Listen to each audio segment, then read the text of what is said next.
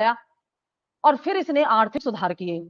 तो इसके आर्थिक सुधार इन सब बातों से प्रेरित थे। ठीक, इन आर्थिक सुधारों में सबसे महत्वपूर्ण थी इसकी बाजार सुधार।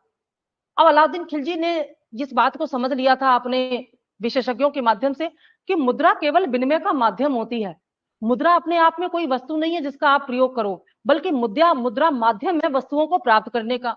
जैसे मान लो कि अगर 10 टंकों में, चांदी के 10 टंके में अगर 50 किलो अनाज मिलता है, अगर वही 50 किलो अनाज 5 टंके में मिलने लगे तो 5 अतिरिक्त टंके ढालने के लिए अतिरिक्त चांदी की जरूरत नहीं पड़ेगी।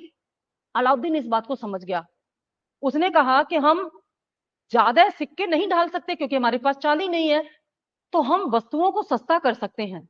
अगर सामान सस्ता हो जाए तो कम पैसे में ही सामान खरीदा जा सकता है, और कम पैसे में सामान खरीद करके जब जरूरतें पूरी हो जाएंगी तो ज्यादा तनख्वाह देने के लिए ज्यादा सिक्कों की जरूरत नहीं, मतलब ज्यादा चांदी की जरूरत नहीं।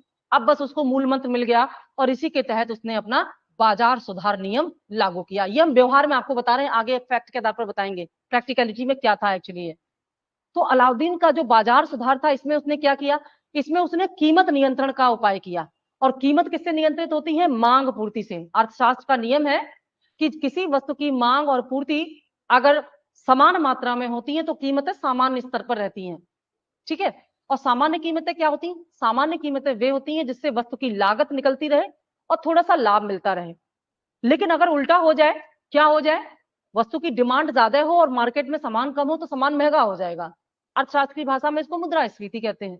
और अगर उल्टा हो जाए, बाजार में वस्तुओं की डिमांड कम हो जाए और सामान ज्यादा हो, सप्लाई ज्यादा हो, तो क्या हो जाएगा?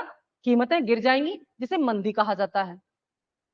यहां पर क्या करना था अलाउद्दीन को? महंगाई कम करनी थी, यानी कि मुद्रास्फीति को कम करना था ताकि सामान सस्ता बिके। और सैनिकों को अगर हम 100 टंके नहीं दे पा रहे हैं, 50 टंके ही दे पा रहे हैं, तो सामान इतना सस्ता हो कि 50 टंके में उस सैनिक की आवश्यकता पूरी हो जाए। लेकिन अगर सामान सस्ता हो जाएगा तो जिनके पास ज्यादा पैसा है वो खरीद खरीद करके अपने भंडार भर लेंगे, बाजार में सामान कम पड़ जाएगा। इसके लिए अलाउद्दीन ने क्या किया? बाजार में वस्तुओं की पर्याप्त मांग और पर्याप्त पूर्ति हो सके, इसके लिए व्यवस्था क्या किया कि कोई भी सैनिक अपने पद के अनुसार एक निश्चित मात्रा से ज्यादा सामान नहीं खरीद सकता। और जितने भी सप्लायर्स हैं वो अपना सामान दिल्ली के सरकारी बाजारों में ला करके बेचेंगे। मतलब अलाउद्दीन खिलजी ने ऐसे सरकारी बाजार बनाए दिल्ली में कि दिल्ली के आसपास के सभी व्यापारियों को यह चेतावनी दे दी गई कि सभी व्यापारी अपना सामान उसी सरकारी बाजार में ला करके ही बेचेंगे ताकि बाजार में वस्तुओं की आपूर्ति बराबर बनी रहे।